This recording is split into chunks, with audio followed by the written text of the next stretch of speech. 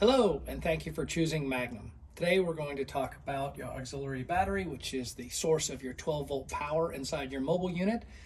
And it's what basically powers our interior lighting, your USB plug-ins, an automatic step if you have one of those, possibly an optional awning, other 12-volt items. This is where it's all coming from.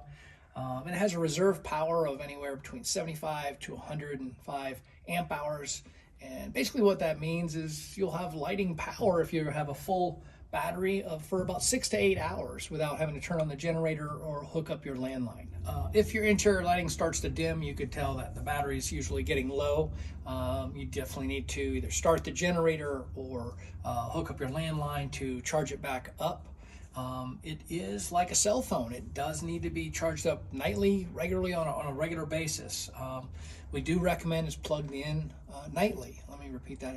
We do recommend the mobile unit is plugged in so it can keep the auxiliary battery fully charged every day. If you can't plug it in daily, we do have solar panels that could be added to the unit, but they are limited in what they can do to help charge it up, especially if you keep or leave items on like a refrigerator or freezer. They will still drain it if you're not hooking up the landline.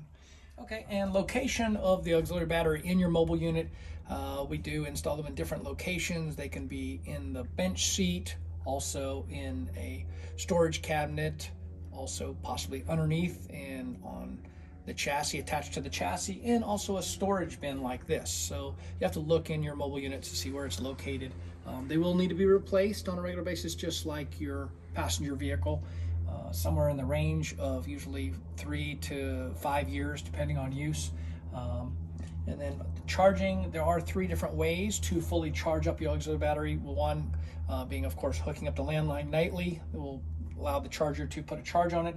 2, whenever running the generator, it is going to then give power to the charger, which will then also charge it up. And the 3rd way is running the front of the vehicle on our smaller units, not on the largest 37-footer, but on the smaller vehicles. As the front of the vehicle is running and the alternator is giving power to the front battery, if it is mainly full, the isolator will open up after 2 minutes and allow charge to come to the rear battery. So if you've fully drained it by accident or left lights on and you need to use the unit for the day, it's not a problem. You keep the front engine running for 2 to 3 minutes. You're going to see the rear lights turn on, and when they turn on, you're going to know there's enough power to start that generator. And you want to start it, you can start it before you go to your first call, let it run. You can either cool or heat the interior of your mobile unit.